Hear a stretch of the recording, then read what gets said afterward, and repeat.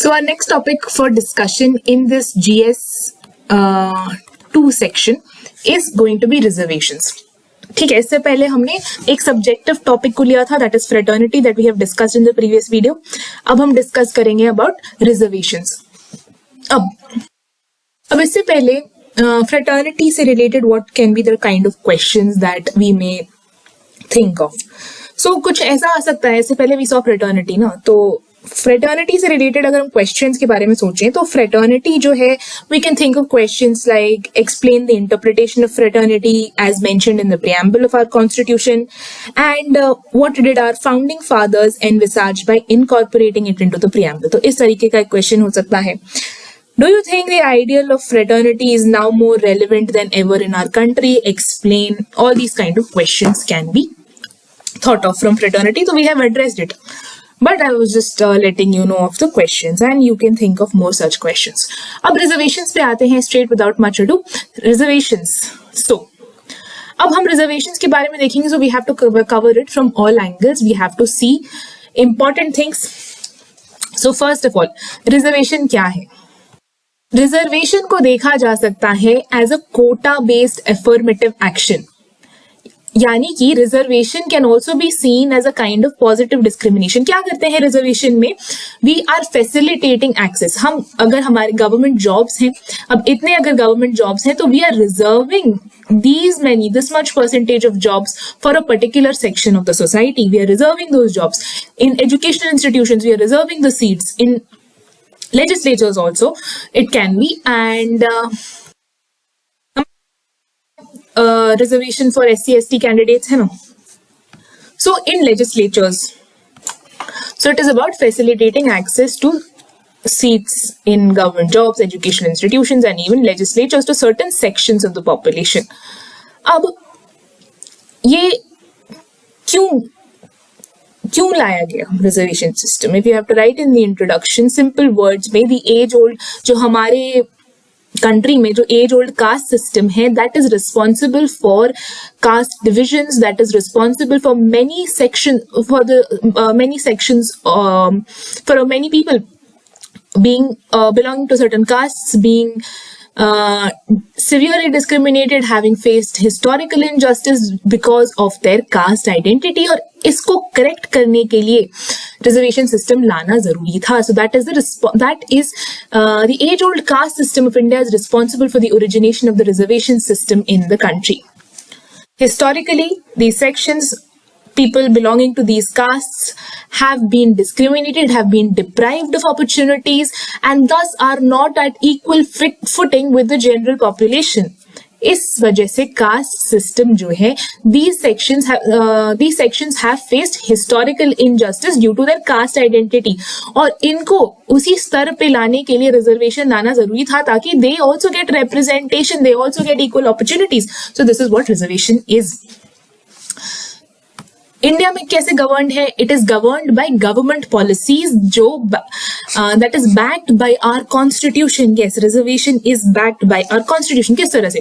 What are the constitutional provisions governing reservation in India? तो कौन से कॉन्स्टिट्यूशनल प्रोविजंस हैं that govern reservation in India? See part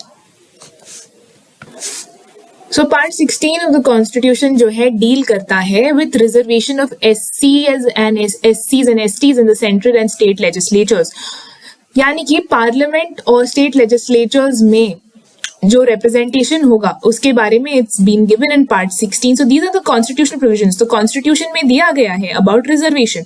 what are the parts? एक तो part 16 में दिया गया है. पार्ट 16 में क्या बोला गया है कि सर्टेन कास्ट्स एंड ट्राइब्स जो रिप्रेजेंटेड हैं, सर्टेन कास्ट्स एंड ट्राइब्स जो हैं उनको रिप्रेजेंटेशन मिलेगा in Lok Sabha in accordance with their in proportion to their population. तो ये मेंशन्ड है पार्ट 16 में इस तरह की चीजें. ठीक है. सो part 16 talks about reservation of SCs and STs in the central legislature, that we have to know. Article 15 clause 4 and article 16 clause 4 of the constitution enabled the state and central governments to reserve seats in the government services for the members of the SCs and STs. तो ये एक चीज है, article 15(4) originally constitution में नहीं था, first constitutional amendment act के through insert किया गया। ठीक है, आर्टिकल 15 क्लॉज 4 में तीन तरह की कैटेगरीज की बात की जाती है। ठीक है, एक तो एससीज है और एसटीज है, and third is the backward classes. अब बैकवर्ड क्लासेस में यहां पे बोला गया है कि socially and educationally backward classes, this is what has been mentioned. ठीक है, ओबीसीज के बारे में कुछ नहीं है, एससीज, STs and backward classes, that is socially backward and educationally backward classes के लिए there is an enabling clause. ठीक है, कि अगर स्टेट चाहे तो उसके लिए, अगर स्टेट को लगता है कि ये एडिक्वेटली रिप्रेजेंटेड नहीं है, या फिर इनके अगर स्टेट को लगता है कि इनके एडवांसमेंट के लिए कोई प्रोविजन बनाना पड़ेगा, तो state can do that. So again, it favors positive discrimination. अब 16(4) on the other hand originally constitution में था, it was there in the original constitution, and यहाँ पे 16 clause 4 में क्या है कि nothing in this article shall prevent the state from making any provision, ये अपॉइंटमेंट से रिलेटेड है ना, any provision in favour of backward classes. ठीक है, अगर स्टेट को लगता है कि वो एडिक्वेटली रिप्रेजेंटेड नहीं है इन द सर्विसेज, जो स्टेट के सर्विसेज हैं उसमें अगर एडिक्वेटली रिप्रेजेंटेड नहीं है, तो for that state can make reservation. तो यहाँ पे कुछ एससीज एसटीज के बारे में ऐसा मेंशन नहीं है, बट या अगर स्टेट को लगता है कि कोई बैकवर्ड क्लास है तो उसके लिए रिजर्वेशन ला सकता है। It is an enabling clause again. ठीक है, एनेबलिंग क्लॉज है, state is not obliged to do that. साथ ही साथ यहाँ पे साइड में ये नोट कर लीजिए कि कोई मैंडेमस नहीं जाके द कोर्ट के नॉट इशू मैंडेमस कि अगर स्टेट रिजर्वेशन नहीं प्रोवाइड कर रहा है to certain sections, so it is the discretion of the state. अगर स्टेट को लगता है, it is just an enabling clause, that is what is an enabling clause. The state is not under any obligation to provide a reservation. ठीक है, but the state may provide reservation. Article 16(4)(a) जो insert किया गया था 77th amendment act के through, उससे क्या provided है, provided for reservations in promotion for एससीज एंड एसटीज। ठीक है, so it provides for reservations in promotion for एससीज एंड एसटीज। देन एक और क्लॉज क्या है, एक और चीज ये है कि 85th अमेंडमेंट एक्ट के थ्रू ये क्लॉज 4A को मॉडिफाई किया गया था कॉन्सिक्वेंशियल सीनियोरिटी को भी प्रोवाइड करने के लिए। सीनियोरिटी क्या है ये आपको तो पता ही होना चाहिए अभी तक, अब हम यहाँ उतने बेसिक्स में तो नहीं जा सकते। अब consequential seniority I will quickly explain. ठीक है, लेट्स से दो लोग हैं ए एंड बी। ठीक है, A is a person from the general category who has joined the service in 2016 and B is a category B is a person from a backward caste जो 2 years later he has joined. Let's say 2018 में this person इसने join किया है, B ने। तो obviously B एक junior है, a senior है इनिशियल फेज में। अब लेट अस से कि प्रमोशन हो रहा है। ठीक है, अब इस जनरल कैटेगरी में लेट्स से नेक्स्ट ईयर में जनरल कैटेगरी में प्रमोशन के लिए there is no seat available, मतलब आगे वाले में। बट क्या होता है, आर्टिकल 16(4)(a) जो पिछले वाले जो अभी हमने देखा था, that provides for reservation and promotion, and उसके बाद भी एक आर्टिकल 16(4)(b) है, that is the carry forward rule. तो लेट अस से कोई सीट बच जाता है, ठीक है, तो ये वाला जो पर्सन है, लेट अस से इट इज आज के दौर पे this person comes here and इसको यहाँ पे प्रमोट किया जाता है इस हायर पोस्ट पे, बी कम्स हियर। ठीक है, अब एक्चुअली में पोस्ट वाइज बी जो है ए से सीनियर हो गया है, बट अगर देखा जाए तो this person A has joined before. तो अगर ये फिर इसके बाद ये ए भी इस पोजीशन पे आ जाता है, ठीक है, अगर ए भी इस पोजीशन पे आ जाता है इसके बाद बी के बाद, इन दैट केस कौन सीनियर होगा? Here still the seniority will be retained by this person who has been promoted first, that is the person of the backward class will retain the seniority. ठीक है, this is the meaning of consequential seniority. भले ही this person has joined in 2018 and this person has joined in 2016, ये senior है actually में, but ये person अपना seniority retain करेगा because ये इसका promotion पहले हुआ था. This is basically a consequence of reservation. Consequential seniority क्यों है? Because it is a consequence of reservation. इस पर्सन को रिजर्वेशन मिला हुआ है, उसका बेनिफिट उसको मिल रहा है. एक्चुअली सुप्रीम कोर्ट ने बोला था कि हम एक कैचअप रूल करके लाएंगे where this a will retain the seniority again, but then again the 85th constitutional amendment act जो हुआ था उसमें कॉन्सिक्वेंशियल सीनियरिटी को इंट्रोड्यूस कर दिया गया एंड वैलिड स्टेट कर दिया गया इन द सेंस दैट अभी बी जो है वो सीनियर होगा. सो ये समझ में आ गया होगा. तो हालांकि आपको तो पता ही होगा कि कॉन्सिक्वेंशियल सीनियरिटी क्या है, बट देन हाँ वो ब्रीफ था एक आइडिया. सो क्लॉज 4A 16(4)A हम कॉन्स्टिट्यूशनल प्रोविजंस के बारे में देख रहे थे ना. So clause 16(4)A provides for consequential seniority. ठीक है, ये इंसर्ट किया गया था through the 85th amendment act of 2001. अब फिर आर्टिकल 16(4)B है that was inserted through the 81st amendment act of 2000, जिसकी वजह से कैरी फॉरवर्ड अलाउड है वैकेंसीज में. This enables the carry forward of vacancies for SCs and STs to the next year. This is about constitutional provisions. We will see the historical background anyways. Article 16(6) and actually 15(6) also was added by the 103rd Constitutional Amendment Act, जहां पे 10% seats जो हैं EWS के लिए reserved हैं in non OBC non SC/ST category. EWS यानी कि economically weaker section. अब आर्टिकल 16 आपको तो पता ही है कि एम्प्लॉयमेंट से रिलेटेड है एंड दिस इज मोर जनरलिस्टिक. इसके अलावा और क्या कॉन्स्टिट्यूशनल प्रोविजंस है? 243D जो है that provides for reservation of seats for SCs and STs हर पंचायत के अंदर. Article 233T. So these are all factual things. Okay, so article 233. So it's good अगर आपको प्रोविजंस पता है तो you can add it. It will enhance your answer. Article 233T जो है it provides for reservation of seats for SCs and STs in every municipality. So ये थे constitutional provisions. ठीक है, अब हिस्टोरिकल बैकग्राउंड. देखिए ये जो रिजर्वेशन का टॉपिक है ये थोड़ा सा बड़ा होगा because we have to cover it from all angles. It's a very wide topic. तो हाँ, अगर आपको जानना है अबाउट दिस तो you have to stick around. थोड़ा लंबा हो सकता है video because we have to see सारे एस्पेक्ट से we have to examine this. अब historical background of reservation. See, ये जो ओरिजिनली कंसीव किया गया था ये idea of caste based reservation, इसका श्रेय जाता है. This was originally this idea and was conceived in 1882 by William Hunter and Jyotirao Phule. आज के तौर पे जो रिजर्वेशन सिस्टम एग्जिस्ट करता है यानी कि reserving some number of seats, some percentage of seats for a particular section. This actually, in this true sense, we can say कि this was introduced in 1932 actually by the British Prime Minister Ramsay MacDonald through the Communal Award. Communal Award के बारे में तो पता ही होगा आपको. So आपने modern India में और साथ ही साथ historical background of Indian constitution जो पॉलिटी में पढ़ते हैं उसमें तो पढ़ा ही होगा. सो कम्युनल अवार्ड में क्या हुआ था कि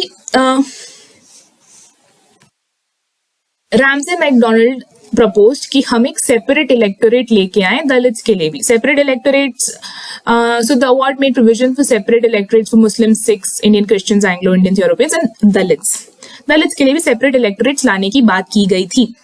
बट हुआ क्या यहाँ पे? गांधी जी सेड नहीं, अरे आप इस तरह का सेपरेट इलेक्टोरेट कैसे ले आ सकते हैं? It will create a divide between the Hindus itself.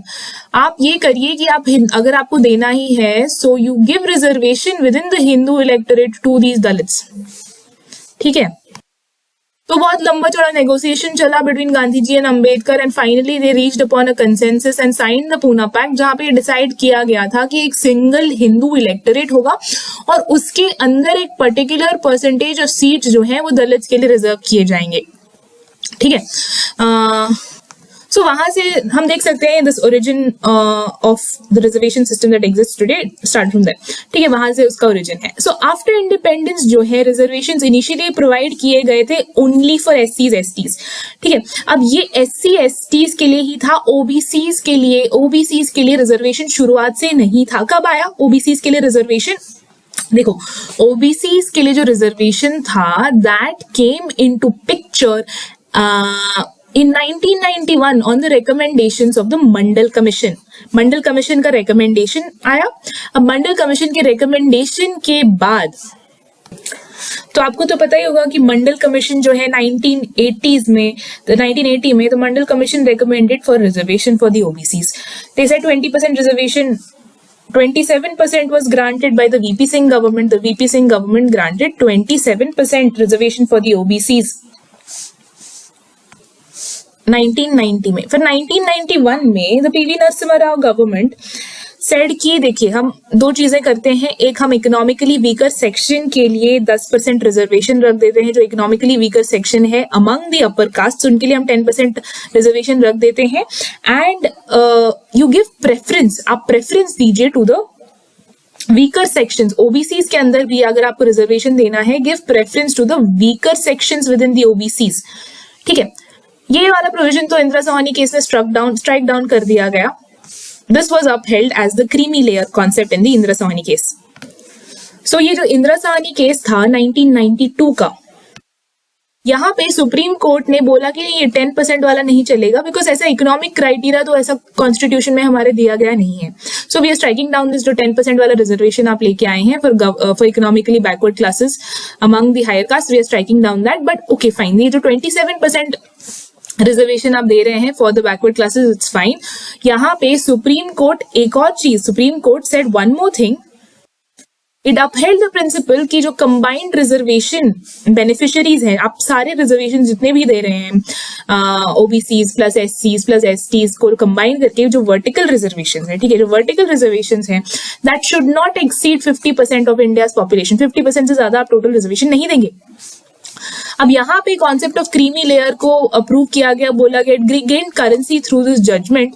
And Indira Sawhney case में एक और चीज बोली गई कि ये जो प्रोविजन है रिजर्वेशन फॉर बैकवर्ड क्लासेस का, वो सिर्फ इनिशियल अपॉइंटमेंट्स में आप कन्फाइंड रखिए, आप जो है ये एक्सटेंड मत करिए to promotions. This should not extend to promotions. पर इसके रिस्पॉन्स में 1995 में गवर्नमेंट इंट्रोड्यूस्ड आर्टिकल 16(4)A, जहां पे ये बोला गया कि रिजर्वेशन प्रमोशन में भी रिजर्वेशन दिया जाएगा फॉर एससीज and STs. So this was not held, this was not like, so government इसके विपरीत चला गया, आर्टिकल 16(4)A लेके आया एंड जहां पे बोला कि रिजर्वेशन में भी, प्रमोशन में भी हम रिजर्वेशन देंगे। रिसेंटली 103rd अमेंडमेंट एक्ट लाया गया 2019 में, जहां पे 10% reservation in government jobs and educational institutions के लिए for the economically backward class के लिए 10% रिजर्वेशन लाया गया इन द अनरिजर्व्ड कैटेगरी। तो हमने देखा article 15 clause 6 and article 16 clause 6 add किया गया इसके बाद इस 103rd कॉन्स्टिट्यूशनल अमेंडमेंट के थ्रू, जहां पे गवर्नमेंट एम्पावर्ड है to provide reservation on the basis of economic backwardness. तो यहाँ पे एक इकोनॉमिक क्राइटेरिया लेके आया गया है for reservation. This is a debatable thing कि क्या इकोनॉमिक क्राइटेरिया होना चाहिए रिजर्वेशन के लिए। कॉन्स्टिट्यूशन में कहीं भी इकोनॉमिक क्राइटेरिया की बात नहीं की गई है। तो ये जो 10% का इकोनॉमिक रिजर्वेशन है, ये जो 50% कैप प्रिस्क्राइब किया गया था, जो 50% कैप की बात की गई थी in the Indira Sawhney case, उसके ओवर एंड अबव है, इट एक्सीड्स। ठीक है, आपको you might be aware by now about vertical reservations and horizontal reservations. देखो, जब इस तरीके के रिजर्वेशंस होते हैं on the basis of caste, on the basis of social stratification, on the basis of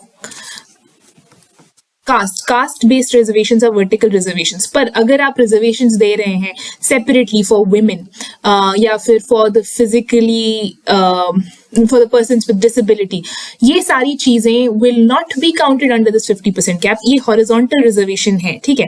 सो यहाँ पे वर्टिकल रिजर्वेशन पे कैप था 50% है, पर दिस वन, ये जो EWS है, this is a vertical reservation and this exceeds, so ये जो 50% कैप है उससे अबव जाता है। Judicial scrutiny देखते हैं of reservation. We have to understand the judicial scrutiny of reservation. So, as I told you before, initially क्या था कॉन्स्टिट्यूशन में, आर्टिकल 15(3) तक क्लॉज था, ठीक है, आर्टिकल 15(4) क्लॉज नहीं था, ये वाला क्लॉज नहीं था कॉन्स्टिट्यूशन में इनिशियली। अब हुआ क्या, तो ये जो state of Madras versus Champakam Dorairajan case था, that was the first major verdict of the supreme Court reservation के इशू को लेकर। अब हुआ क्या था इस टाइम पे, एक ब्रीफ रफ बैकग्राउंड अगर हम देखें, आपको अगर पता हो तो चंपकम दोराईराजन केस में ये क्वेश्चन किया गया था, मद्रास प्रेसिडेंसी जो था वहां पे सर्टेन कॉलेजेस में रिजर्वेशन दिया गया था एक तरह से, एंड फिर यही क्वेश्चन किया गया था इस पर्टिकुलर केस में, एंड कोर्ट सेड कि हाँ ऐसा रिजर्वेशन पॉसिबल नहीं है, बिकॉज उस टाइम पे इस reservation article 15 clause 4 was not in the constitution, article 15 clause 3 तक था। यानी कि यहाँ पे एजुकेशनल इंस्टीट्यूशन में रिजर्वेशन या फिर कोई special government can make special provisions for these backward classes, ऐसा कुछ मेंशन नहीं था। सो कोर्ट सेड नहीं, ये तो सही नहीं है। फिर इसके रिप्लाई में आता है फर्स्ट कॉन्स्टिट्यूशन अमेंडमेंट एक्ट आया था, ठीक है। So this case led to the first amendment in the constitution. Supreme court इस केस में supreme court what supreme court said was that originally constitution में आर्टिकल 16(4) प्रोवाइडेड था, तो सुप्रीम कोर्ट सेड देखिए एम्प्लॉयमेंट के केस में under the state तो इस तरह के बैकवर्ड क्लास ऑफ सिटीजन्स के लिए रिजर्वेशन किया जा सकता है in favour of backward classes, but इस तरीके कोई प्रोविजन नहीं है इन आर्टिकल 15। तो इसके रिस्पॉन्स में क्या हुआ कि फर्स्ट कॉन्स्टिट्यूशनल अमेंडमेंट एक्ट लाया गया एंड आर्टिकल 15 क्लॉज 4, आप bear act of the constitution खोल के रखेंगे सामने में तो ज्यादा अच्छा रहेगा, आपको पता चल जाएगा what I am talking about when I am talking about these articles. Article 15 clause 4 सी हमेशा आपके पास जो है आपके टेबल पे bear act of the constitution रहना चाहिए। If not bear act of the constitution, आप कोई भी when I'm saying article 15 clause 4 तो आप वो खोल के रख सकते हैं so that you are understanding what I'm saying, ठीक है। इंडियन कानून जहां भी दिस जो वर्ड है वर्डिंग्स हैं उसके that you read once, तब आपको समझ में आएगा उसका क्रक्स। यहाँ पे अंडरस्टैंडिंग डेवलप करना इंपॉर्टेंट है। लक्ष्मीकांत पढ़ने से हमें एक आइडिया तो मिल जाता है, but you have to have the bare act of the constitution with you. तो इसके बाद आर्टिकल 15 क्लॉज 4 ऐड किया गया, जहां पे स्टेट को एनेबल किया गया स्पेशल प्रोविजंस बनाने के लिए for the advancement of any socially and educationally backward classes या फिर फॉर एससीज the one that we saw, ठीक है। अब हमने अभी ऑलरेडी देख लिया कि इंदिरा साहनी केस में जो 1992 में जो इंदिरा साहनी केस हुआ था, the court examined the scope of article 16(4). अब 16(4) तो 16(4) में क्या हो रहा था कि रिजर्वेशन फॉर बैकवर्ड क्लास, 16(4) अगर आप देखें तो talks about reservation for backward classes who are not adequately represented employment के लिए, ठीक है। तो बहुत सारे स्टेट्स क्या कर रहे थे, 50% से ज्यादा रिजर्वेशन हो जा रहा था, 70% भी हो जा रहा था। तो फर्स्ट टाइम जो है सुप्रीम कोर्ट ये जो कैप था that was actually provided in the MR Balaji versus state of Mysore case, बाद में इंदिरा साहनी केस में इसको अपहोल्ड किया गया। ये basically Indira Sahni case PV Narasimha Rao government के ये डिसीजन के बाद जो 10% ईडब्ल्यूएस के लिए रिजर्वेशन लाए थे and also preference to the weaker sections within OBC, उसके बैकड्रॉप में आया था इंदिरा साहनी केस। एंड यहाँ पे कोर्ट ने क्या बोला, कोर्ट सेड दैट सी जो क्रीमी लेयर है, so this came up with this creamy layer concept and it said कि the creamy layer of OBC should be excluded from the list of beneficiaries of reservation। तो यहाँ पे जो वीवी Narasimha Rao government था that also said कि आप weaker sections को preference दीजिए, within the OBCs you give preference to the weaker sections। तो यहाँ पे भी court said कि देखिए creamy layer of OBCs should be excluded from the list of beneficiaries of the reservation, beneficiaries of reservation। and promotions में आप reservation नहीं ला सकते, like we just discussed this, right? So the total reserved quota should not exceed 50%। 50% जो है cap यहाँ पे provide किया गया था। यहाँ पे बोला तो ये गया बाय द कोर्ट कि आप रिजर्वेशन प्रमोशन में मत दीजिए, पर parliament what the parliament did, parliament went ahead and responded to this.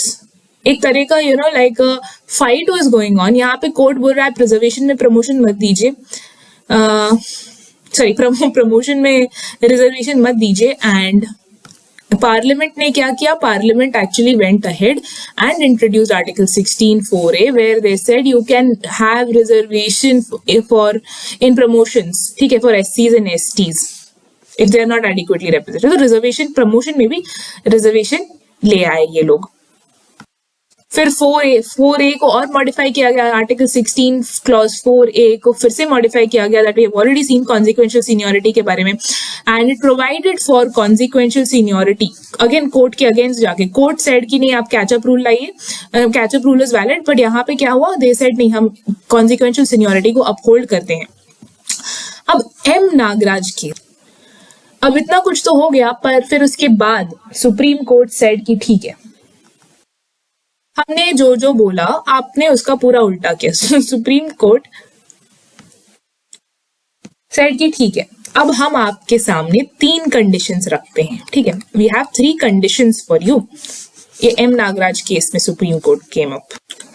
तो यहाँ पर जो 16(4)(a) में जो basically they provided for reservation in promotion, वहां पे द सुप्रीम कोर्ट सेड कि ठीक है, इस तरीके का रिजर्वेशन तभी वैलिड होगा जब 3 रिक्वायरमेंट्स आप सेटिस्फाई करेंगे, 3 कंडीशन। सी, अगर आप SC ST के लिए आप रिजर्वेशन ला रहे हैं इन प्रमोशन, 3 कंडीशन होने चाहिए। First of all the condition is that community should be socially and the SC ST community should be socially and educationally backward. You have to establish that the SC ST community is socially and educationally backward.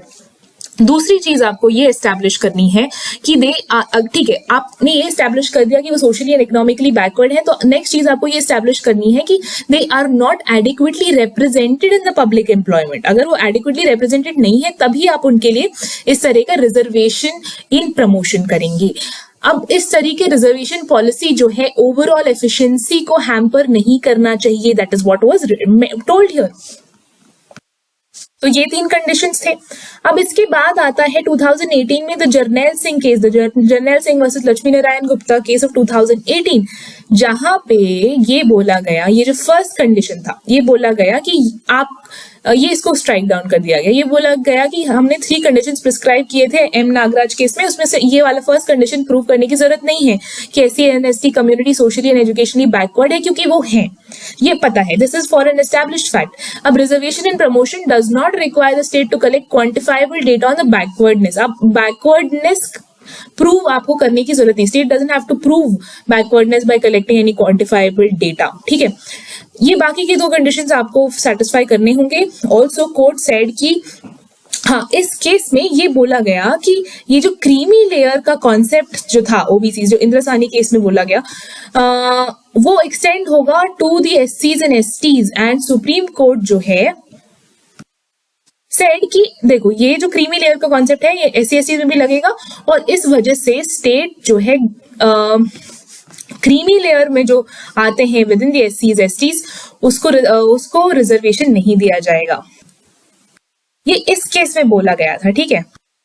अभी latest development 2019 में supreme court से ने consequential seniority को uphold किया था, ठीक है, कर्नाटका के लॉ के केस में। So consequential seniority was upheld by the supreme court. ये हो गया पूरा का पूरा background about reservation. Now we need to come and be addressing questions as to why reservation is needed, what are the points, what are the arguments against reservation, and what is the way forward. So सबसे पहले we have to understand as to why reservation is needed. Reservation की जरूरत क्या है? For this हमें ये समझना है कि इकोनॉमिक इक्वालिटी और सोशल इक्वालिटी में क्या डिफरेंस है। Economic equality may not always translate to social equality.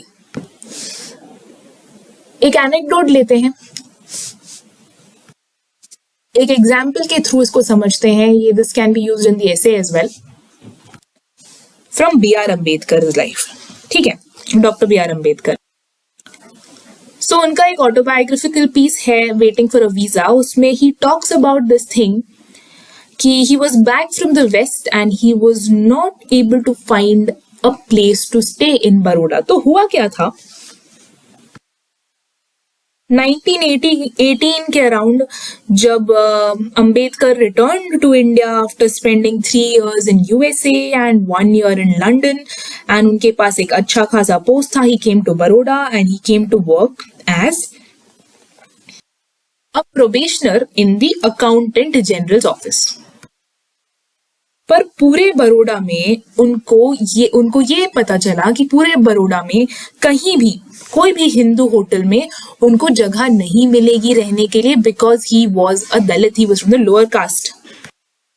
तो उनको कहीं भी जगह नहीं मिला रहने के लिए, तो somehow he adjusted, he found a Parsi inn, पर उस पारसी इन में नॉन पारसीज के अलावा कोई नहीं रह सकता था, so he impersonated himself as a Parsi and, पर उनको बाद में पता चल गया था, सो वहां के लोगों को पता चल गया, सो दे केम विद स्टिक्स टू, सो से भी उनको निकाल दिया गया।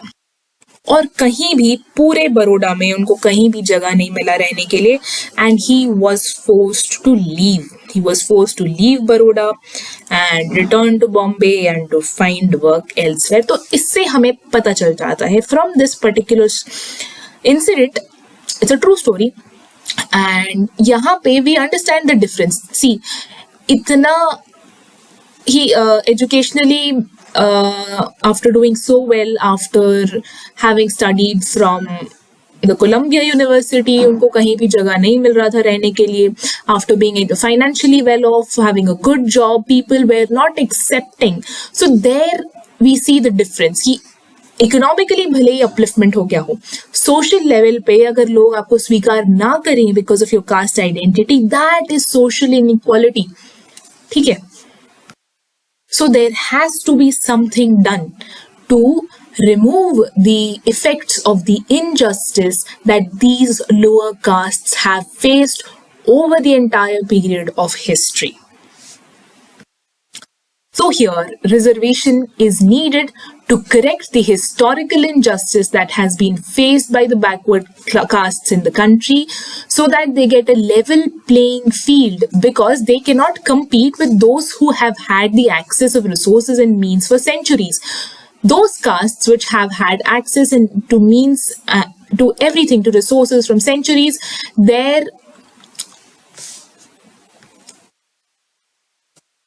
you cannot put them, and people who have been having access to things, you cannot put them at the same level. You have to uplift these people and bring them at the same level, and then we can have any competition.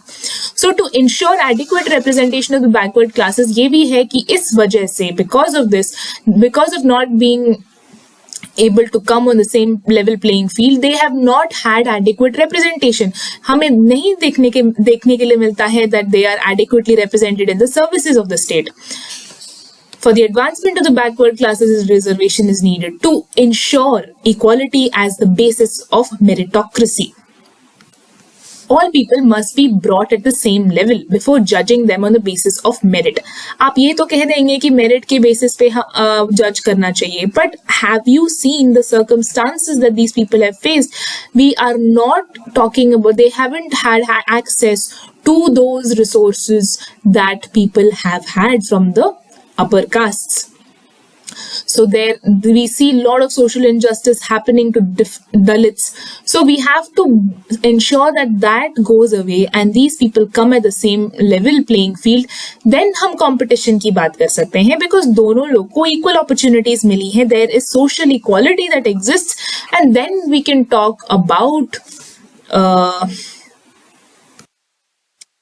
meritocracy. This is one argument. आपको कोई extreme stance नहीं लेना है. अब अगर आपको आप reservation के फेवर में नहीं भी हैं, अगर आप कहते हैं कि general candidates are losing out, so you don't have to take an extreme stance here. ठीक है, आपको समझना है बैकग्राउंड को कि रिजर्वेशन क्यों लाया गया, what was the requirement of this, what is the concept of social equality. Economic equality से वो कैसे अलग है, क्या सिर्फ इकोनॉमिकली वेल ऑफ हो जाने से we have been able to ensure social equality. ये सारी चीजों के ऊपर आपको सोचना है. So don't get very sentimental about the answers. Keep a balanced point of view. Now we will look at the arguments against reservation.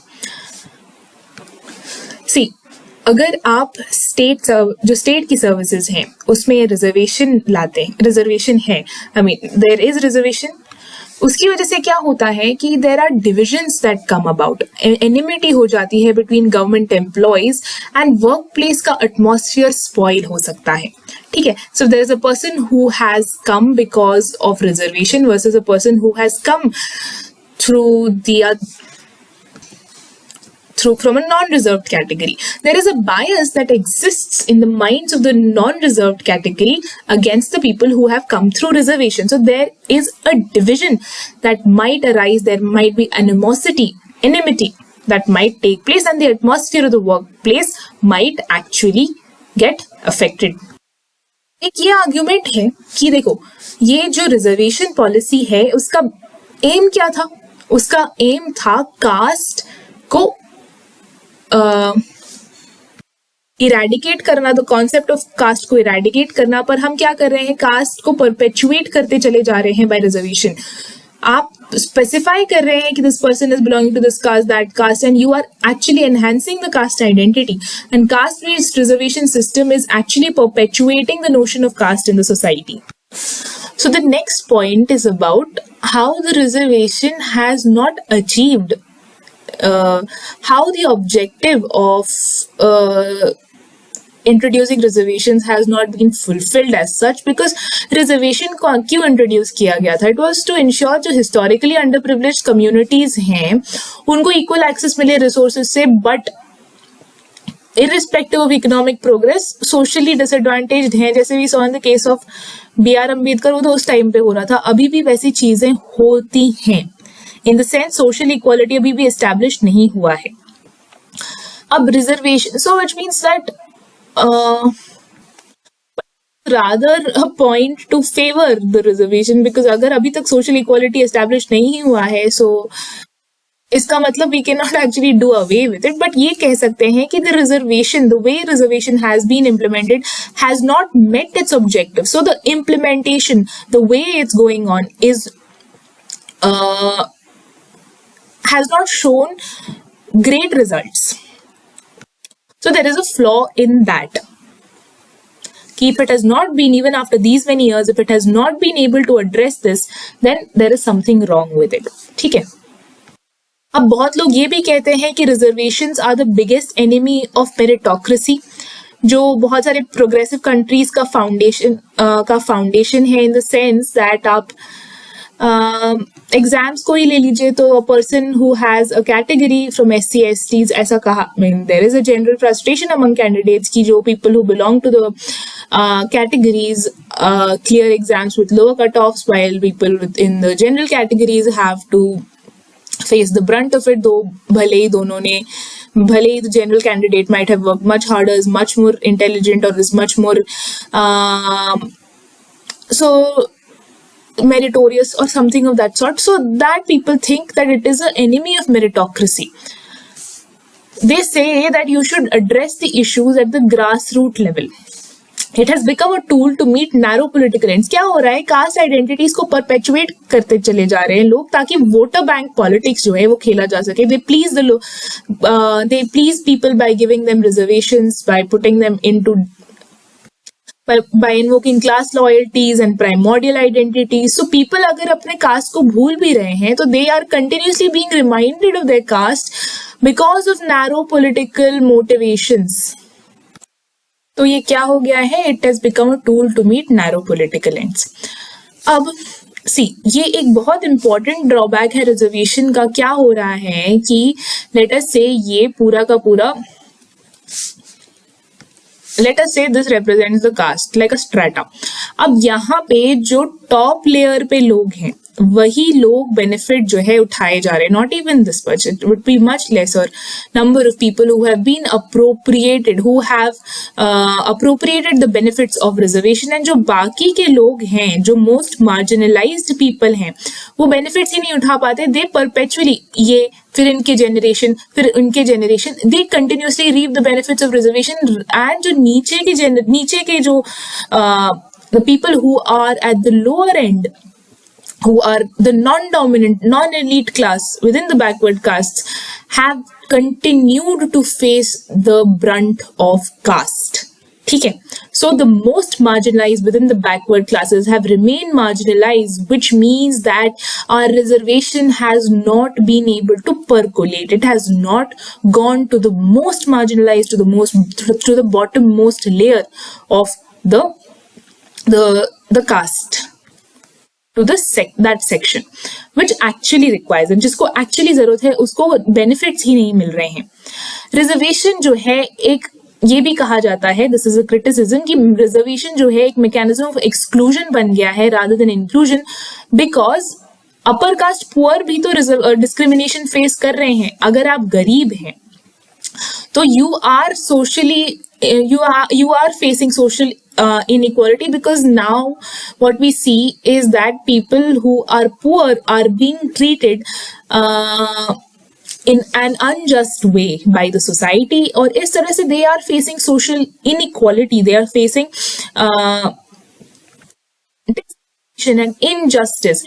But actually में क्या है, caste wise they belong to the upper caste, but हैं वो poor, उनको कोई benefit नहीं मिल रहा है. मतलब they are not able to progress, they are not at the level playing field. और lower people who are economically poor are obviously not at level playing field with the ones who are well to do. तो यहाँ पे भी तो divide है, आप इसको भी तो लेवल प्लेइंग फील्ड पर लाइए. That is a criticism and this breeds frustration in the society. अब यहाँ पे एक और चीज ये है कि you are giving benefits to the backward section.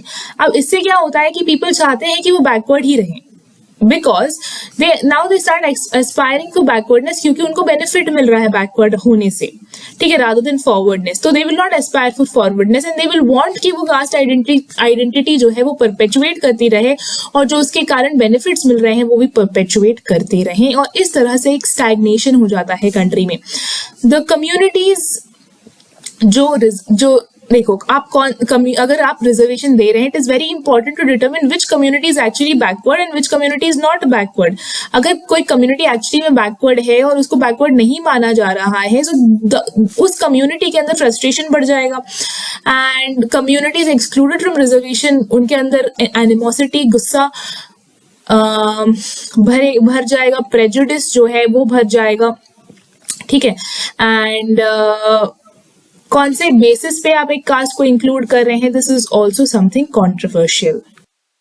एक और चीज ये है कि आप रिजर्वेशन इतने डेकेड से चलता आ रहा है, इतने सालों से चलता आ रहा है, पर अभी भी डिस्क्रिमिनेशन अगेंस्ट दलित्स प्रेवलेंट है. तो has reservation been able to even come close to its purpose, और is it useless? So we cannot take the extreme stance, of course, but this is the kind of questions we should be asking, and we should be addressing these things in a balanced manner.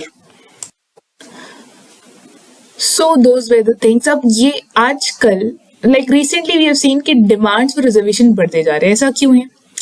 See, basically government क्या, government नहीं, political parties सोचते हैं कि हम we can actually use this as a means to get votes.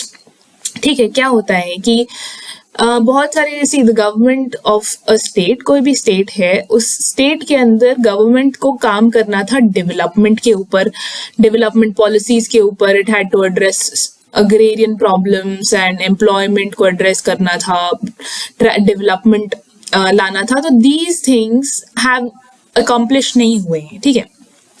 तो क्या होता है कि अक्यूट अग्रेरियन डिस्ट्रेस की वजह से, एम्प्लॉयमेंट ग्रोथ में स्टैग्नेशन की वजह से, डेवलपमेंट ट्रैजेक्टरी में डिस्टॉर्शन की वजह से पीपल डिससैटिस्फाइड है. तो किसी तरह से तो पीपल को खुश करना पड़ेगा. तो reservation, what the ruling party does is, सोचते हैं कि चलो हम रिजर्वेशन देके इनको खुश कर देते हैं. तो reservation is increasingly seen as a remedy for the adverse effects of ill thought out policies. तो इस पॉइंट पे जब ये सब एड्रेस नहीं हो पाता है, तो दे थिंक कि हम पीपल का जो एंगर है वेंट आउट करा देते हैं, वील एक्चुअली मतलब उनको रीडायरेक्ट कर देते हैं, उनका ध्यान बटा देते हैं. सो दे से कि हम आसान है रिजर्वेशन के बारे में बात करना, अच्छा इस कम्युनिटी को रिजर्वेशन दे दो या फिर रिजर्वेशन बढ़ा दो, इस टाइप का कुछ कर दो. So then rather than making course correction, कुछ और चीज पे ये लोग फोकस करके लोगों को खुश करना चाहते हैं. अब क्या होता है कि रिजर्वेशन डिमांड्स एक और कारण से बढ़ रहे हैं, क्योंकि अपर कास्ट को भी लगने लगा है कि they are losing their privilege, they are losing their chances, and इसीलिए उनकी तरफ से भी डिमांड है कि उनमें भी रिजर्वेशन लाया जाए. तो जो इकोनॉमिकली वीकर सेक्शन EWS है, we can see that as an outcome of this demand from the upper castes persistently. And the upper castes have begun to feel disadvantaged because government job में उनको similar advantages नहीं मिलते हैं जैसे कि backward classes को मिलते हैं. अब way forward क्या है? Simple. See, अभी there is a critical need कि हम अपने जो रिजर्वेशन पॉलिसी है उसके ऊपर काम करें, उसको रिवाइज करें, उसको अच्छे से समझें कि उसमें क्या लूप होल्स हैं, what are the problems, and then we refine them and we improve them. हमारे नीड के depending on our needs we should be able to improve it. Comprehensive एक असेसमेंट चाहिए कि रिजर्वेशन पॉलिसी कितने हद तक useful रहा है, किन लोगों को बेनिफिट मिल रहा है, किन लोगों को बेनिफिट नहीं मिल पा रहा है, who are the people who are supposed to get and are there people who are supposed to get and they are not getting the benefits. तो ये सारी चीजें असेस करनी होती हैं, कॉम्प्रिहेंसिव असेसमेंट की जरूरत है. And so there has to be an engagement, a dialogue between people who are opposing reservation, between people who are supporting it. Also, we have to hear the voices of those people who are not aware about reservation policies. There are a certain category of people who are not aware about the reservation policy, who are supposed to get the benefit, but उनको पता ही नहीं है कि उनको मिलना चाहिए. Reservations को roll back करने के बजाय poorest of poor, जो poorest Dalits हैं, उनको more aware बनाया जाए of reservations. The reservation should be made more accessible to them and that would be a good starting point. क्योंकि बहुत सारे लोग ऐसे हैं जिनको रिजर्वेशन के बेनिफिट्स मिलने चाहिए but they don't know कि they actually fall in that, they have such benefits available to them. There is a lack of awareness, so उसके ऊपर काम करना चाहिए. And there is a need for a proper research कि reservations किस तरह से हेल्प कर रहे हैं डिस्क्रिमिनेशन में कम करने में अगेंस्ट दलित्स, ये देखने के लिए कि क्या रिजर्वेशंस काम कर रहे हैं. यानी it has to be an empirical study, एक प्रॉपर स्टडी कंडक्ट करना पड़ेगा. It has to be evidence based. कोई भी हम पॉलिसीज लाएं, our policy should always be backed with proper research, तभी हमारे पॉलिसीज जो है फ्रूटफुल हो पाएंगे. Whatever policies are being brought should be backed by proper good quality research, and so investment has to be made in research as well in social sciences, because बिना research के अगर policies लाए जा रहे हैं so they will be very haphazard. If it's like building a imarat without a foundation. So your policies have to have a base.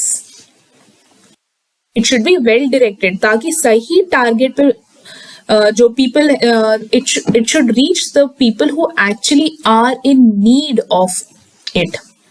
ठीक है. अब you can think of introducing creamy layer within एससीज ST, ये हम next topic में देखेंगे about creamy layer of within एससीज and STs. So there is also a need of awareness generation because lack of awareness about reservations is a big challenge कि social equality जो है उसकी वजह से achieve नहीं हो पा रही है. रिजर्वेशन जो है उसमें should be accompanied by structural changes like जैसे कि लैंड रिफॉर्म्स और एक इंक्लूसिव एजुकेशनल सपोर्ट सिस्टम होना चाहिए. एक और चीज ये है कि स्पेशल कंसेशन जो है और ये जो प्रिविलेजेस देते हैं अंडर प्रिविलेज्ड को, ये एक चैरिटी नहीं, ये मतलब ये ऐसा नहीं है कि आप अनहद देते रहें. So you won't rather don't use this line, but what we can say is that there should be a certain limit up to which this kind of compensatory discrimination should be there. ऐसा नहीं है कि this should go on and on and on and then you keep on. ऐसा 50% का limit तो लगा दिया है पर उसके बाद भी you are breaching that limit also and giving extension more. सो इस तरह से वी आर doing excess. तो हमें उस excess नहीं करना है. We have to see to it that the compensatory discrimination is given to a certain limit. And once the purpose is achieved, it should be thought of being removed, done away with. Here though it seems like it's going to be perpetual. So reservation policy को जो है हर 5 साल में review करना चाहिए ताकि ये देखा जाए कि इसको किस तरह से हटाया जा सके. अगर ऑब्जेक्टिव्स अचीव हो गए हैं तो उसको कैसे हटाया जाए, अगर ऑब्जेक्टिव्स अचीव नहीं हुए हैं तो उसमें और क्या करना पड़ेगा ताकि ऑब्जेक्टिव्स अचीव हो, so on and so fourth. तो एक सजेशन ये है कि आप स्पेशल वेटेज दीजिए पुअर को, बट एक वॉचडॉग बॉडी होनी चाहिए जो ये देखे, मॉनिटर करे कि प्रोग्रेस कैसा चल रहा है with this reservation policy that is there in place. And जैसे ये पता चले कि ये कम्युनिटी जो है ऊपर उठ चुकी है, has does not need the crutches of reservation anymore, has been doing well, is doing well now, तो फिर वो कम्युनिटी को then has to be removed from this reservation, crutches of reservation, ठीक है। Now strong political will जो है बहुत ही important है, as long as the political parties just keep perpetuating caste for the sake of their voter bank politics, just for gaining votes, it is not going to lead us anywhere, ठीक है। So there has to be a strong political will is indispensable to find an equilibrium between justice to the backwards, equity for the forwards, and efficiency for the entire system. This line is good. So this is about reservations. अब यहाँ पे एक और related topic है that we should quickly cover. अब हम ये वाला देख लेंगे, एक टॉपिक है ये क्रीमी लेयर कॉन्सेप्ट के बारे में, एंड उसके बाद applicability of this creamy layer concept to एससीज and STs, and then we will wind this video up. उसके बाद हम कोलिजियम सिस्टम के लिए एक अलग सा वीडियो बनाएंगे, ठीक है। अब ये रिजर्वेशन को सब एक साथ कर लेंगे तो अच्छा रहेगा, to be kept together in one video, ठीक है। तो ये जो एक्सप्रेशन है क्रीमी लेयर का, इस फर्स्ट फाउंड इट्स मेंशन कहाँ पे, सुप्रीम कोर्ट का जो लैंडमार्क जजमेंट था इंदिरा साहनी केस 1992, जिसके बारे में हम लोग ऑलरेडी डिस्कस कर चुके हैं इससे पहले, वहां पे this concept of creamy layer came about. अब हमने देख लिया है ऑलरेडी, आप लिख सकते हैं इसको कि 1980s में मंडल कमीशन का रिपोर्ट आया, और उसके बाद तो Mandal commission report recommended 27% reservation to the other backward. Okay, I think before this I said 20, नहीं तो 20, VP Singh government granted whatever मंडल कमीशन रिपोर्ट, यहाँ पे 27, तो they recommended 27. Mandal commission report recommended 27% reservation to OBCs in the jobs. अब VP Singh government came and said कि ठीक है, okay, fine, we will grant 27% reservation in government jobs for OBCs. 1991 में Narasimha Rao government, we saw already, ये देख लिया है हमने इससे पहले ही, कि दे सेड कि ठीक है 27% कोटा तो हम दे देंगे, पर आप प्रेफरेंस दीजिए to the poorer sections among the OBCs. अब यहाँ पे इंदिरा साहनी जजमेंट में क्या हुआ था कि इंदिरा साहनी जजमेंट में the supreme court said that the advance sections among the OBCs, जो एडवांस सेक्शंस हैं ओबीसीज में, जिसको उन्होंने क्रीमी लेयर बुलाया, उनको एक्सक्लूड करना चाहिए from the list of beneficiaries of reservation, ठीक है। अब कोर्ट को लगा कि आप हमें ये आइडेंटिफाई करना चाहिए, like it is important to identify backward classes who were highly advanced socially as well as economically and educationally. तो यहाँ पे कोर्ट ने क्या बोला, क्रीमी लेयर में सिर्फ इकोनॉमिक क्राइटेरिया नहीं रखा था कोर्ट ने। कोर्ट सेड कि देखिए, आप बैकवर्ड क्लासेस में उन लोगों को आइडेंटिफाई करिए जो एडवांस्ड हैं, सोशली एडवांस्ड हैं, एजुकेशनली भी एडवांस्ड हैं, एंड इकोनॉमिकली भी एडवांस्ड हैं। इट सेड कि इंदिरा साहनी जजमेंट में ये बोला गया कि जो कॉन्सेप्ट ऑफ क्रीमी लेयर है, that should not be applicable to एससीज and STs, so must be excluded from एससीज and STs. तो जजमेंट जो है, इस जजमेंट में ये बोला गया कि इस जजमेंट में स्टेट गवर्नमेंट्स को डायरेक्ट किया गया कि आप क्रीमी लेयर को आइडेंटिफाई करिए, ओबीसीज के अंदर जो क्रीमी लेयर है, ओबीसीज के अंदर जो क्रीमी लेयर है उसको आइडेंटिफाई करिए। किसको जिम्मेदारी दी गई थी यहाँ पे कोर्ट के द्वारा? Court said state government should do that and exclude them from the reservation, ठीक है। पर कुछ स्टेट जैसे Kerala, they did not promptly implement this judgment. तो फिर क्या हुआ कि इंदिरा साहनी का सीक्वल आया, सेकंड इंदिरा साहनी 2 केस आया 2000 में, जहां पे कोर्ट खुद ही मतलब घुस गया into the picture and said कि देखो, हम डिटरमिन कर देते हैं आपके लिए, कि the court went to the extent of determining creamy layer among backward classes. इस जजमेंट में ये बोला गया कि पर्सन्स फ्रॉम द क्लासेस जो हायर सर्विसेज ऑक्यूपाई करते हैं, जैसे कि all India services, IAS, IPS etcetera, जो हायर सर्विसेज में हैं, जो अच्छे खासे सर्विसेज में हैं, they have reached a higher level of social advancement and economic status. So these people in higher services, वो एक अच्छे लेवल पर पहुंच गए हैं, they have been uplifted, reservation वहां पे उनके लिए काम कर गया है। अब आप इनको बैकवर्ड ट्रीट नहीं कर सकते। अब हम इनके बच्चों को बैकवर्ड ट्रीट नहीं करेंगे, they were not entitled to be treated as backward. Such persons को क्रीमी लेयर में गिनेंगे और इनको बेनिफिट ऑफ रिजर्वेशन नहीं दिया जाएगा, ठीक है। अब पीपल जो है वो लोग जो सफिशिएंट इनकम कमाते हैं और इस पोजीशन में हैं कि दूसरों को एम्प्लॉयमेंट दे सकें, उनको भी हम क्रीमी लेयर के अंदर गिनेंगे। अदर कैटेगरीज जिनके पास हायर एग्रीकल्चरल होल्डिंग्स हैं, इनकम फ्रॉम प्रॉपर्टी एक्सेट्रा है, उनको भी हम इसमें क्रीमी लेयर में मानेंगे। सी, यहाँ पे हमें ये पता चलता है कि सिर्फ इकोनॉमिक क्राइटेरिया नहीं लिया है कोर्ट ने ये नहीं बोला है कि आप ये हैं तो आप, मतलब it is not just economic criteria, यहाँ पे social advancement including education, employment, not just wealth was key to identify the creamy layer. ठीक है, अब कुछ बातें चल रही थी कि हमें SC ST के अंदर क्रीमी लेयर का कॉन्सेप्ट लगाना चाहिए या नहीं। अभी क्रीमी लेयर का कॉन्सेप्ट तो सिर्फ एप्लीकेबल है OBCs के लिए, ये अभी SC STs में एप्लीकेबल नहीं है। तो should we go ahead and put creamy layer, apply the creamy layer concept to SCs and STs, तो इसके बारे में हम देखते हैं। So this is what we have to understand. अब ये इसके आर्ग्यूमेंट्स इन फेवर देखेंगे, आर्ग्यूमेंट्स अगेंस्ट देखेंगे, वे फॉरवर्ड। अब आर्ग्यूमेंट्स इन फेवर क्या है इसके, कि देखो क्या हुआ था जर्नैल सिंह केस यानी कि लक्ष्मी नारायण केस में द कोर्ट सेड कि जो क्रीमी लेयर कॉन्सेप्ट है उसको अप्लाई किया जाए SCs एंड STs में भी, ताकि सोशली एडवांस्ड लोग जो हैं उस बैकवर्ड कम्युनिटी में वो पूरा का पूरा केक ना खा जाएं। ठीक है, so that they are prevented from eating the whole cake while leaving the weak among them impoverished. तो जो वीक है वो वीक ही रह जाएंगे अगर सिर्फ टॉप लेयर्स ही बेनिफिट उसका उठाते रह गए। तो यहाँ पे ये बोला गया, देखो the thing is why should we apply, so ये जर्नैल सिंह केस में बोला गया। अब क्यों अप्लाई करना चाहिए, एक तो ये है कि ये बोला गया यहाँ पे तो सुप्रीम कोर्ट के द्वारा, और ये है कि देखिए 95% ऑफ मेंबर्स, ये जो SC ST कम्युनिटीज के 95% मेंबर्स हैं वो डिसएडवांटेज पर हैं, यानी कि ओनली 5% मेंबर्स जो हैं ऑन द टॉप वही उसके बेनिफिट्स रीप कर रहे हैं।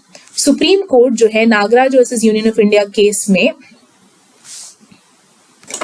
नागराज केस में भी ये बोला गया था कि आप जो क्रीमी लेयर है SC ST का उसको एक्सक्लूड करिए प्रमोशन से। This was then reiterated. ठीक है, जर्नैल सिंह केस में इसको रीआइटरेट किया गया, अपहोल्ड किया गया, एंड सो ये एक रीजन आर्ग्यूमेंट इन फेवर लिख सकते हैं कि केसेस को साइड करेंगे तो supreme Court is saying this, so that has more weightage. क्यों अप्लाई करना चाहिए, एक और सिमिलर आर्ग्यूमेंट है, you can just write it in 2-3 ways. Quota benefits जो है वीकेस्ट ऑफ द वीक को मिलने चाहिए and not be snatched away by the members of the same class who are in top creamy layer. Studies such as local committee show that benefits are not percolating down to the genuine beneficiaries. So percolate नहीं कर रहा है. Same thing has been written. Creamy layer concept, इससे ensure ये होगा कि only deserving members of an SC ST community get reservation benefits. तो जो जिनको मिलना चाहिए उन्हीं को मिल रहा है, इससे ये इंश्योर होगा। एंड सी, जेन्युइन बेनिफिशियरीज जब मिस आउट कर रहे हैं from the benefits of reservation, this means that you are not ensuring equality. ठीक है, इक्वालिटी इंश्योर नहीं हो रहा है, that is a violation of article 14। It is see, बहुत सारे ग्राउंड्स पे वायलेशन होगा। ठीक है, अगर कोई person is entitled to actually get in the job because as a consequence of reservation, and that person is not able to get the benefit, so it is a violation of article 15 कि discrimination तो हो रहा है SC community के अंदर, ST community के अंदर ही जो लोग हैं एट द टॉप वही रीप कर पा रहे benefit, so it is a discrimination. क्योंकि आप SC, these people are also from SC community, these people who are at the top are also from the SC ST community. Similarly, Article 16 also का violation हम कह सकते हैं। Arguments against creamy layer, देखिए हमने इससे पहले समझ लिया था कि सोशल इक्वालिटी और इकोनॉमिक इक्वालिटी में फर्क होता है। Economic equality may not always translate to social equality. ठीक है, अगर आप कहेंगे कि ये सेक्शन SC ST में ये वेल ऑफ हो गया है, ठीक है, they have become well off, they are earning well, but that does not mean they have earn social equality. तो आप क्रीमी लेयर का कॉन्सेप्ट वहां लगा के you are equating being wealthy to social equality, which is not necessarily true. ये बोला जा रहा है कि SC ST की reservation, see as a whole group they are looked down upon, they are socially, they do not experience social equality, और इसी वजह से आप like the entire group itself is facing this problem. So rather than creating, if you're creating creamy layer, तो अगर आप creamy layer को बाहर निकाल देते हैं उससे, तो क्या होगा कि they still will face the social inequality. So the basic idea about this providing reservations was to ensure their social upliftment. This is what is an argument against this. So SCSTs, okay, so this point is anyways again doesn't same thing. Now, what is the way forward? See, ये ensure करना चाहिए कि जो most deserving लोग हैं उनको मिलना चाहिए बेनिफिट पहले. To ensure that the most deserving of the backward communities get the benefits, creamy layer concept must be introduce. तो क्रीमी लेयर कॉन्सेप्ट इंट्रोड्यूस करना चाहिए, इज अ वे फॉरवर्ड. एक इंडेक्स है, आप क्रीमी लेयर का concept जब introduce करेंगे तो आप सिर्फ इकोनॉमिक क्राइटेरिया के बेसिस पे नहीं डिसाइड करेंगे ये, ठीक है. एक इंडेक्स होना चाहिए wherein that captures the backwardness of the class, ठीक है, backwardness on several parameters, just rather than just economic criteria. Like we saw the Supreme Court gave a metric कि आप education को use करिए. You have to see whether they are educationally, you have socially, educationally and economically advanced. Have they become better? So you have to have an index that encompasses all these things. The creamy layer of the SC/ST community should take up the responsibility. हाँ, तो ये जो creamy layer है of the SC/ST community, उनको voluntarily अपना reservation give up कर देना चाहिए. They should not come and seek the benefits of reservation and leave it for the lower caste. Let's say there is a person who has done well now, who has earned well, who has been able to reap the benefits of reservation. He has been able to raise his children or her children in a proper, like a person who is well off, like at par with everyone, at par with the general population. That person should leave the benefit, should voluntarily, out of a sense of responsibility, leave the reservation, the benefits of reservation, ताकि जो deserving है उनको मिले. So the creamy layer should take up the responsibility to help the backward section join the mainstream of the society. And then you have to improve the human capital of the SC/ST. आप उनमें skill development करिए ताकि वो जो है खुद ब खुद ऊपर आए. Education, these are the things that have to be worked at the grassroots level. Education उनको अच्छे से impart किया जाए. It should be ensured that there is skill development. And then again, voluntary giving up of reservation. This is the same thing. Like child of a Dalit doctor must give away reserved space for the child of a Dalit landless labor. Exactly, this is what we were talking about. ठीक है, कि अगर एक doctor है और उसका the doctor is well off socially, if the person has become a doctor, that person has reached the standard, has come out of the backwardness, has become educationally, socially advanced. So this person's child must leave the reservation, there is reserved space, because now they have come at level playing field. So leave it for a Dalit landless laborer. Okay. So this is about it. Then next we will discuss the collegium system in the next discussion. अभी के लिए इतना ही है ये. So this we have covered all the aspects of reservation for now. And अभी और आगे आएगा तो we will see more. ठीक है. Hope this session was useful.